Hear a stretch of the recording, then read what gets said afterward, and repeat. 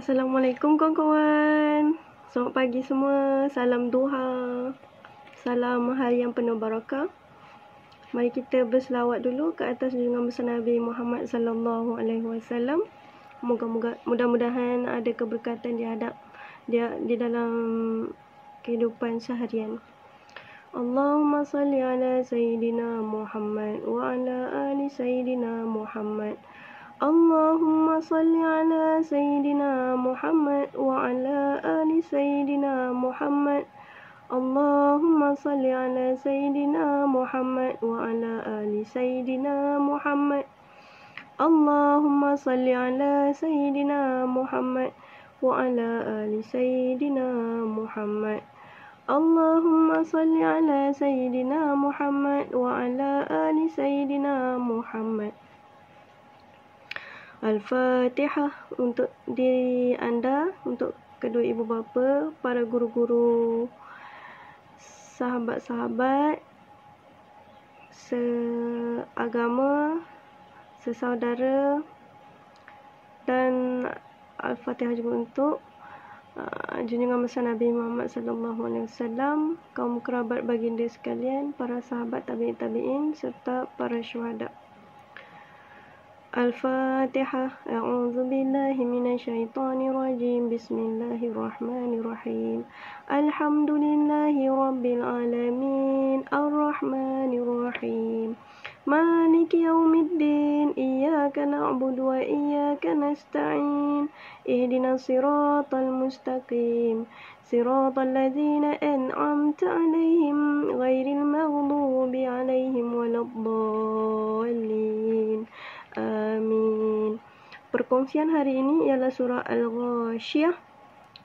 Surah Al-Ghashiyah ialah surah yang ke-88 dalam Al-Quran yang terdiri daripada 26 ayat dan termasuk dalam golongan surah Makkiyah kerana diturunkan di Mekah. Nama Al-Ghashiyah diambil daripada perkataan yang terdapat dalam ayat pertama surah ini. Al-Ghashiyah artinya hari pembalasan atau hari kehakiman. Surah ini menceritakan tentang rangkaian hari kiamat pada hari pembalasan bagi orang-orang yang berbuat kebaikan dan pelaku dosa selama hidup di dunia. Surah ini kerap dibaca oleh Nabi junjungan besar kita Muhammad sallallahu alaihi wasallam ketika solat Jumaat dan solat Aid bersama dengan surah Al-A'la. Mari kita hayati surah ni dan terjemahannya bersama-sama. A'udzu billahi minasyaitonir rajim. Bismillahirrahmanirrahim. Hal ataka hadithul ghashiyah. Wujuhun yawma idzin khashi'ah. Amilatun nasibah. Tasla narun hamiyah. Tusqa min ainin aniyah. Laisa lahum ta'amun illa min dhari'. La yusminu wa la yughni min ju'. Wujuhun yawma idzin na'imah. Lisa'yiha radiyah. Fi jannatin 'aliyah. Ayat 1 sampai ayat 10. Terjemahannya, sudah sampai kepadamu wahai Muhammad perihal hari kiamat yang huru-haranya meliputi. Sudahkah sampai kepadamu wahai Muhammad perihal hari kiamat yang huru-haranya meliputi? Muka orang-orang yang kafir pada hari itu tunduk kerana merasa hina. Mereka menjalankan kerja yang berat lagi berpenat lelah. Mereka tetap menderita bakaran neraka yang amat panas membakar. Mereka diberi minum dari air yang menggelegak panasnya. Tiada makanan bagi mereka di situ selain dari pokok-pokok yang berduri, yang tidak menggemukkan dan tidak pula dapat menghilangkan sedikit kelaparan. Sebaliknya, muka orang-orang yang beriman pada hari itu penuh berseri-seri. Berpuas hati dengan balasan amal usahanya yakni yang baik yang telah dikerjakan di dunia. Mereka tinggal menetap di dalam syurga tinggi, tempat kedudukannya darjatnya.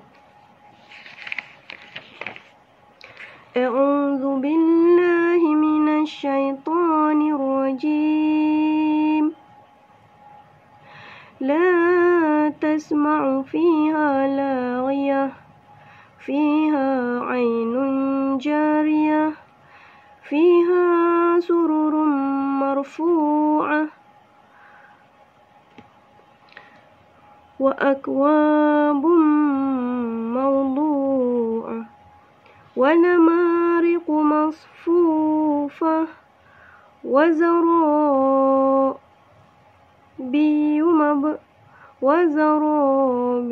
mabthusah.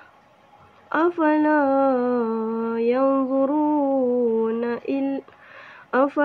yanzuruna ilal ibili kaifa khuliqat,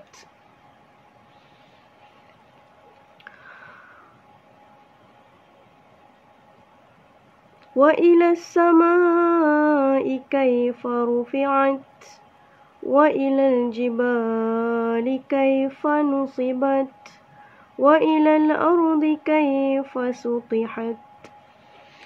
Tafsir ayat 11 sehingga ayat 20. Mereka tidak mendengar di situ sebarang perkataan yang sia-sia. Di dalam syurga itu ada air mata yang mengalir. Di dalam syurga itu ada mata air yang mengalir. Di situ juga ada pelamin-pelamin berhias yang tinggi tempatnya dan piala-piala minuman yang disediakan untuk mereka. Dan bantal-bantal yang teratur untuk mereka berbaring atau bersandar, serta hamparan-hamparan yang terbentang. Mengapa mereka, yakni yang kafir, masih mengingkari akhirat? Tidakkah mereka memperhatikan keadaan unta bagaimana ia diciptakan, dan keadaan langit bagaimana ia ditinggikan binaannya, dan keadaan gunung ganang bagaimana ia ditegakkan, dan keadaan bumi bagaimana ia dihamparkan. A'udzu billahi minasy syaithanir rajim. Fadzakir innama anta muzakkir, lasta alaihim bimusaitir, illa man tawalla wa kafar, fayu'adzibuhu Allahu al-'adzabal akbar. Inna ilayna iyabahum, thumma inna alayna hisabahum. Tafsir ayat 21 sehingga 26, iaitu ayat yang terakhir. Oleh itu berikanlah saja peringatan, wahai Muhammad, kepada manusia, dan janganlah berduka cita kiranya ada yang menolaknya, kerana sesungguhnya engkau hanyalah seorang rasul pemberi ingatan. Bukanlah engkau seorang yang berkuasa memaksa mereka menerima ajaran Islam yang engkau sampaikan itu. Akan tetapi siapa yang berpaling dari kebenaran serta ia kufur, ingkar, maka Allah akan menyiksanya dengan azab siksa yang sebesar-besarnya.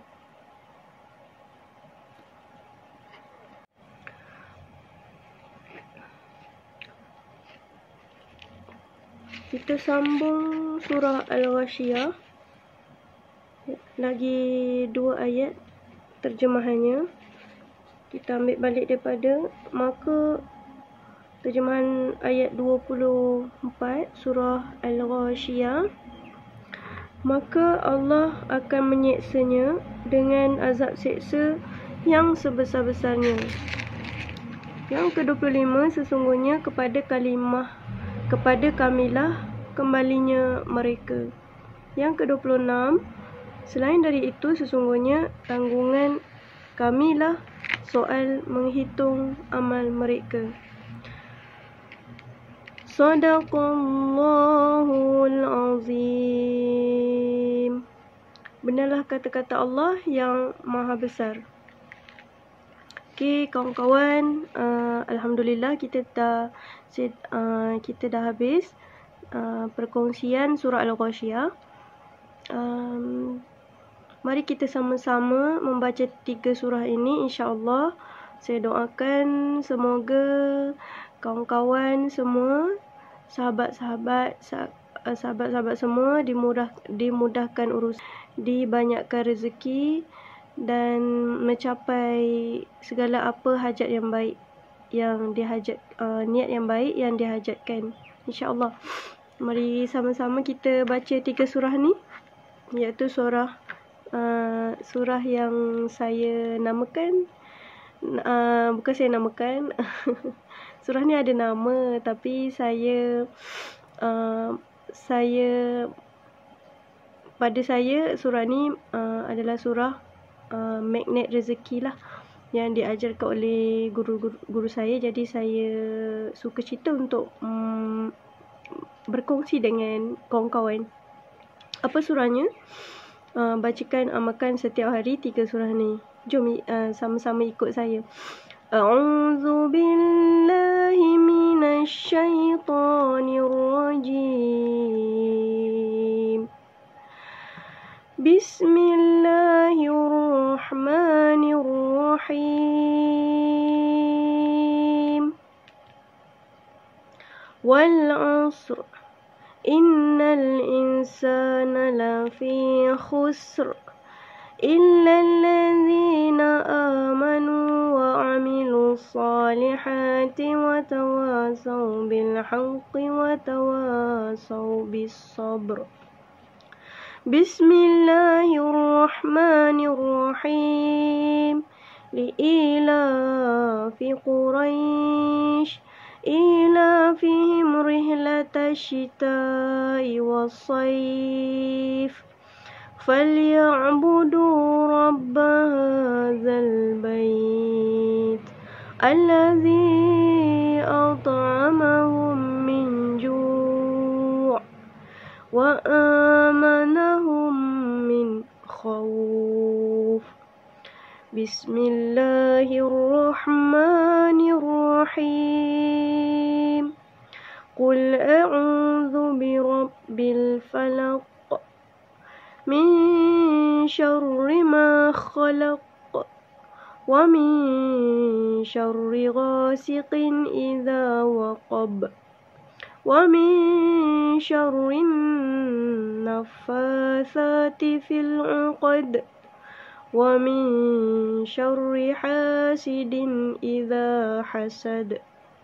Alhamdulillah. Itulah tadi 3 surah, iaitu surah Al-Asr, surah Li'ilafi Quraisy, Al-Quraisy, dan juga surah Al-Falaq, Qul a'udzu birabbil falaq.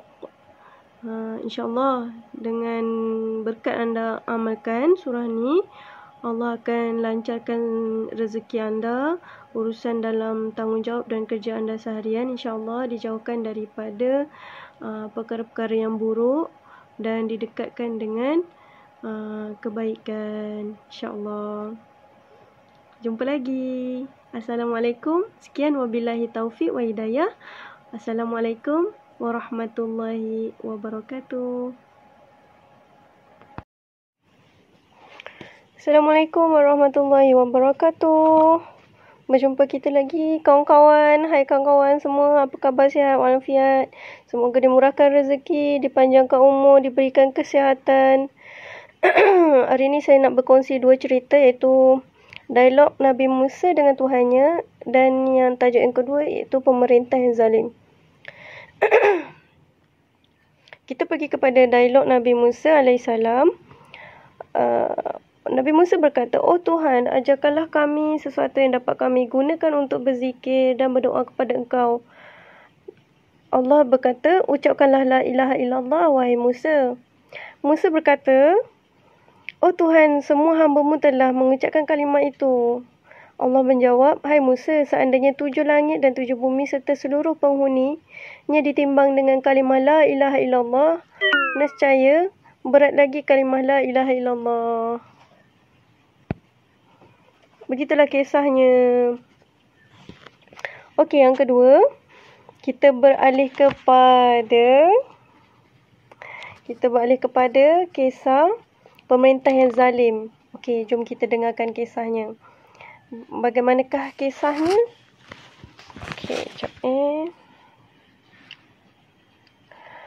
Pada zaman dahulu ada seorang raja yang zalim. Baginda mempunyai seorang ahli sihir yang handal. Apabila menyedari umurnya telah lanjut, maka berkatalah ahli sihir itu kepada si raja, "Kini usiaku telah lanjut, maka kirimkanlah kepadaku seorang pemuda yang dapat mempelajari ilmu sihir, agar dapat mempelajari ilmu sihir menggantikan aku di sisimu nanti setelah aku meninggal dunia." Cadangan daripada ahli sihir kepada raja. Kemudian mendengar cadangan daripada ahli sihir, si raja kemudian memilih seorang pemuda untuk belajar ilmu sihir daripada ahli sihir yang sudah tua itu. Dalam perjalanan, pemuda tersebut bertemu dengan sang rahib, seorang pendeta yang mengajarkan agama di rumahnya.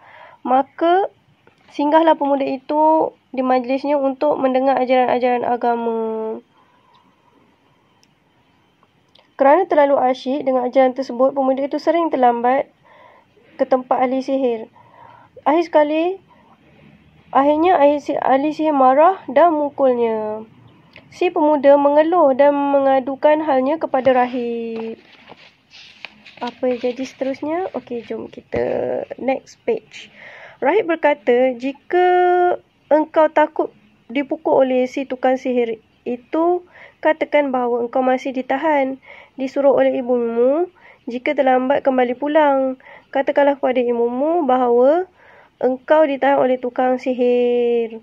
Dengan mengikut saran-saranan dari sang rahib, maka dengan keadaan menjadi baik hingga pada suatu hari, ketika dia pergi untuk belajar ilmu-ilmu tersebut, tiba-tiba di tengah jalan muncul binatang buas yang besar sehingga menyebabkan semua orang berhenti, tidak berani berjalan. Maka di situlah pemuda itu berkata dalam hatinya, "Hari ini aku akan mengetahui ajaran si tukang sihir lahkah yang lebih baik atau ajaran rahib." Kemudian dia mengambil batu sambil berkata, "Ya Allah, jika ajaran rahib lebih engkau sukai daripada ajaran si tukang sihir, maka bunuhlah binatang buas itu agar tidak mengganggu orang yang berjalan di sini." Kemudian dilemparkan binatang buas itu dengan batu, dan seketika itu juga matilah binatang itu dan orang ramai dapat berjalan dengan aman. Dengan adanya kejadian yang menakjubkan ini, pemuda lalu memberitahu kepada rahib. Lalu rahib berkata, "Hai anakku, kini engkau lebih pandai daripada aku, dan rupa-rupanya ilmu yang engkau pelajari itu telah dapat engkau kuasai. Tetapi ingat, engkau nanti akan mendapat ujian bala, maka apabila engkau mendapat bala, jangan engkau ceritakan ujian bala itu. Maka apabila engkau mendapat bala ujian itu, jangan engkau ceritakan hal saya." Kemudian demikian pesanan si rahib, dan betul lah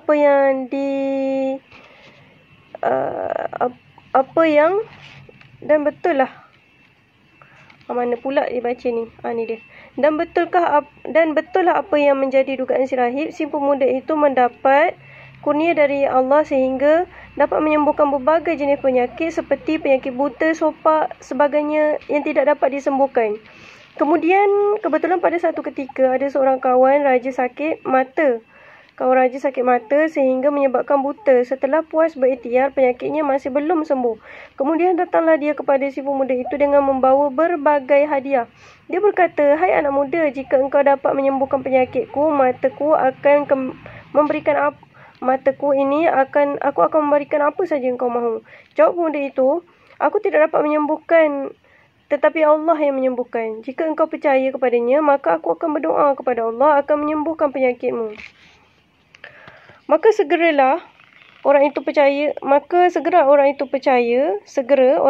kepada Allah. Kemudian didoakan oleh pemuda itu dan seketika itu juga sembuh sehingga dapat melihat semula seperti sedia kala. Kemudian orang itu pergi ke majlis raja. Raja menjadi kagum melihat kawannya yang telah sembuh dan dapat melihat kembali. Melihat keadaan yang menghairankan itu, raja kemudian bertanya, "Wahai kawanku, siapakah yang menyembuhkan matamu?" Orang itu menjawab, "Tuhanku." Okey, kita pergi kepada next page. Page yang empat. Raja bertanya, "Apakah engkau percaya kepada Tuhan selain aku?" Orang itu menjawab, "Tuhanku dan Tuhanmu adalah Allah." Mendengar jawapan dari temannya itu, raja menjadi marah. Kemudian, sahabat itu disiksa agar kembali kepada agama raja itu. Tetapi dia tak sedikit pun berubah imannya dan raja terus menyiksanya sehingga akhirnya dia menceritakan tentang pemuda yang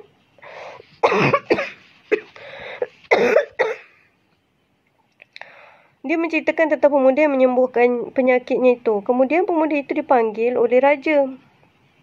"Hai anakku, sihirmu telah melampaui batas sehingga dapat menyembuhkan orang buta dan sopak." Jawab pemuda itu, "Sesungguhnya aku tidak dapat menyembuhkan seorang pun.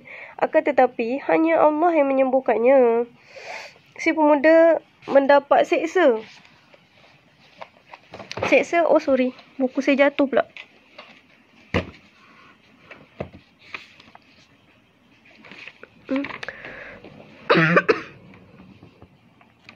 Mana pula tadi ni? Dah lari pula. Oh ya. Perenggan.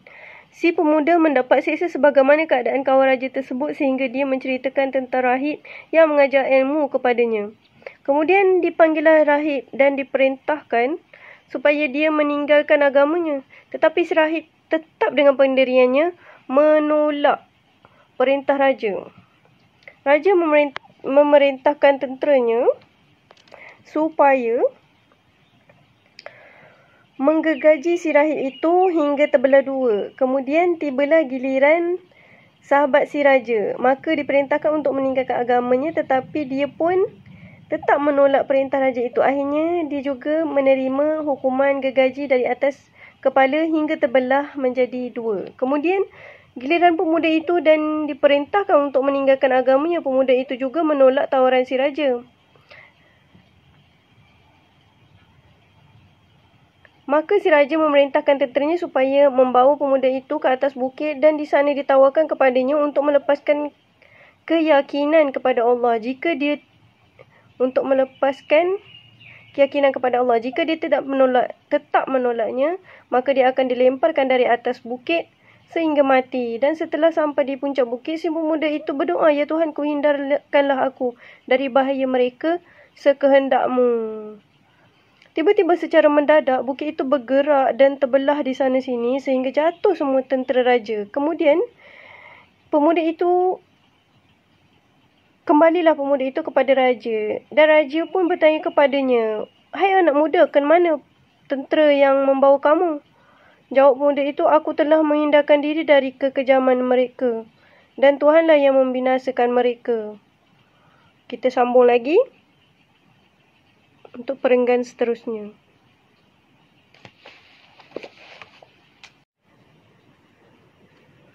Sambungan part 2 dari pemuda pemerintah yang zalim tadi.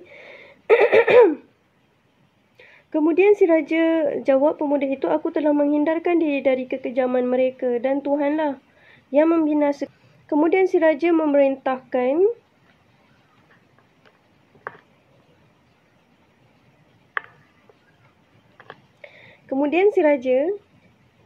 memerintahkan beberapa orang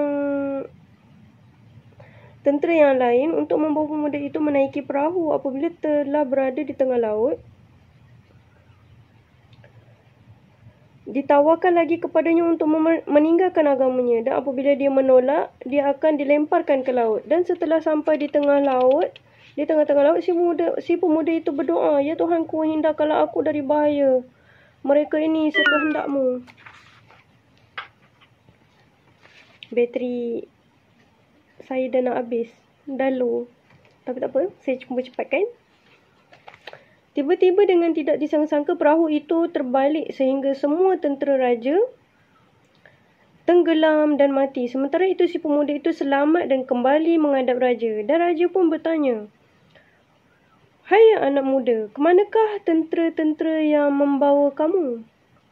Pemuda itu menjawab, Tuhan telah menghindarkan aku dari bahaya kekejaman mereka. Selanjutnya dia berkata lagi, hai raja, engkau tidak dapat membunuh aku kecuali jika engkau menurut perintah aku. Sang raja bertanya, apakah perintahmu? Pemuda itu menjawab, kumpulkan orang-orang di satu kawasan lapang, kemudian gantunglah aku di atas tiang dan ambillah anak panah serta letakkanlah pada busurnya.